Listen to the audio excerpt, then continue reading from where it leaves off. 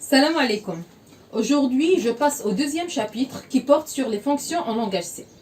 Pour bien expliquer le principe et avant de passer aux exemples, je vous dis simplement qu'une fonction en langage C est une partie du programme principal. Elle contient un type, un nom et des arguments.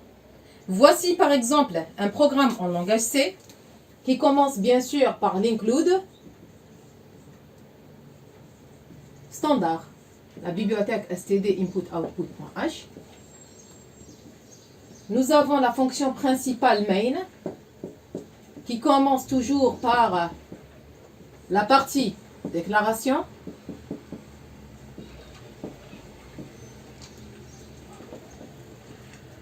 Et nous avons les instructions de programme qui est la partie traitement.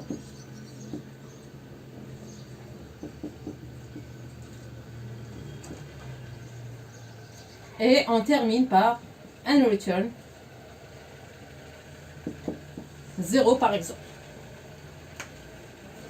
Si dans un programme, on trouve dans la partie traitement qu'il y a certaines lignes qui se répètent ou une partie de programme qui est un peu compliquée et demande plus d'attention et de concentration, on peut enlever les parties qui se répètent ou bien la partie compliquée du programme, on va la mettre en dehors de la fonction main et on va la remplacer par une seule ligne connue par l'instruction d'appel de la fonction. Si par exemple j'ai ces trois lignes qui se répètent ici et ici par exemple deux fois, et j'ai par exemple une partie de mon programme qui est un peu compliqué. On peut remplacer les parties qui se répètent par une seule ligne. Comment? En mettant en dehors de la fonction main ces deux blocs d'instructions répétés. On va les écrire une seule fois. Donc, il s'agit d'écrire une fonction, par exemple la fonction 1, qui contient ce même traitement, ces trois lignes, ces mêmes trois lignes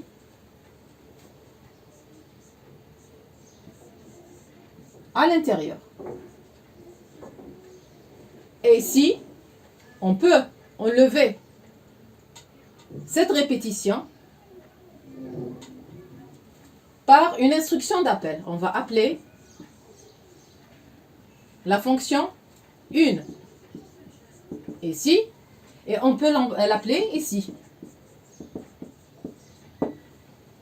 Pour le bloc d'instruction qui est difficile à développer, c'est un traitement un peu compliqué.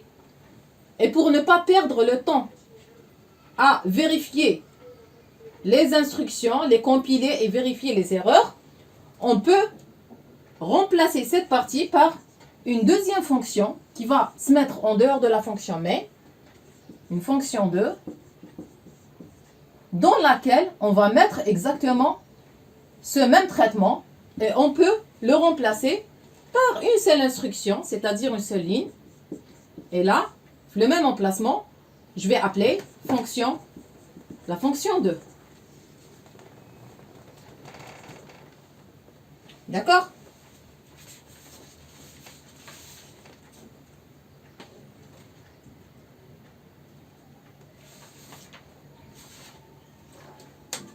Maintenant, quelle est la forme d'une fonction qui remplace un bloc d'instructions qui se répète ou une fonction qui remplace un traitement difficile? Une fonction en C peut prendre la forme suivante. Ici, nous avons le type de la fonction, mais en réalité, c'est le type de retour, c'est-à-dire la valeur retournée par la fonction. Un espace. Nous avons le nom de la fonction et entre parenthèses, nous avons les arguments ou les paramètres. Un argument 1, bien sûr, précédé de son type. Argument 2, précédé de son type. Même si les arguments possèdent le même type, on doit répéter et donner un type pour chaque argument. Les instructions qui ont été enlevées du programme vont prendre leur place entre les accolades, c'est-à-dire le début et la fin de la fonction. Et bien sûr, une fonction peut avoir sa propre partie déclaration. Là, les variables qui sont déclarées dans la partie déclaration d'une fonction s'appellent les variables locales. Donc ça, c'est la partie déclaration.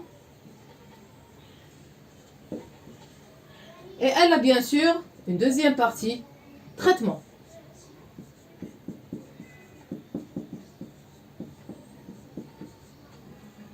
Et comme il existe un type de retour, c'est-à-dire les résultats calculés par la fonction et retournés au programme principal. Donc là, on doit mettre l'instruction return. Return une valeur.